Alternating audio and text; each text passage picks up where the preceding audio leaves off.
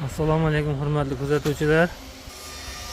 Sahifamiz obunachilari, bizni obuna bo'lmay kuzatayotgan obunachilarimizga obuna bo'lishingizni taklif qilamiz.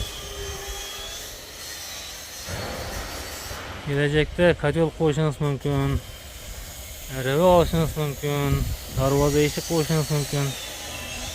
O'sha paytda qayerda edi bu video deb izlab bilmaysiz. YouTube'da, Instagram tarmoqlarida kuzatib boring videolarimizni. Sizga foydasi tegsa, bir maqsadimizga erishgan bo'lamiz. Navbatdagi 20 kilovatli kotolimizni Qilchoy mahallasini stomatologiyaga dastavka qilib beramiz. Bu stomatologiyani hamma biladi menimcha. Amudaryo tumanida qiziqqanlar bo'lsa, Qilchoy taraflarida borib ko'rsangiz bo'ladi shu stomatologiyani. Bu kotolimiz 20 kilovatli kotol, bir kunlik расходы 30 kilogramdan 50 kilogramgacha. Bir kunlik to'q расходы hech qanday to'q tortmaydi degan hisobi. 85 watt nega, 85 watt. Yana o'chib yonib ishlab turadi. Qancha to'q ketadi deb so'raganlar uchun bu. Bu tepadagi narsa termostati, bu ventilatori. Eshigida azbizning shnurlar bo'lgani uchun kotol hech yerdan havo kirmaganining hisobidan, ventilatorning hisobidan aqlli bo'lib ishlaydi bu kotolimiz. Zapravka joyidan 35 kilodan 40 kilogacha ko'mir sig'adi. Eshiklarida regulyovka uchun hamma anjomlar qo'yilgan mana. Hamma eshiklarida bu tozalash eshiklari.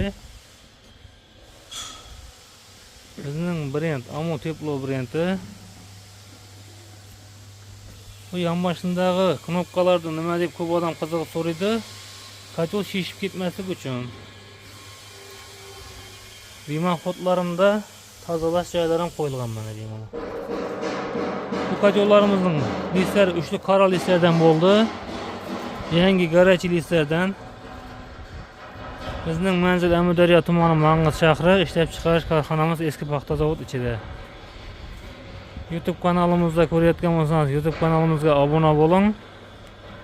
O'rtoqlaringizga jo'natib qo'ying, kommentariyada kamchilik gaplari bo'lsa, tushunmagan joylaringiz bo'lsa yozib qoldiring. Instagramda ko'rayotgan bo'lsangiz, Instagramga obuna bo'ling. Qiziqqan savollaringiz bo'lsa, kommentariyaga qoldiring. Ana hurmatli kuzatuvchilar, Qilchoy mahallasi Amudaryo savdo yonidagi Aziz akamizning stomatologiyasini olib keldik kotolimizni. 20 kilovatli aqlli kotol. Shu binoni bemalol qizdiradi. Ichki obzorlarni ham keyinchalik ko'rsatamiz.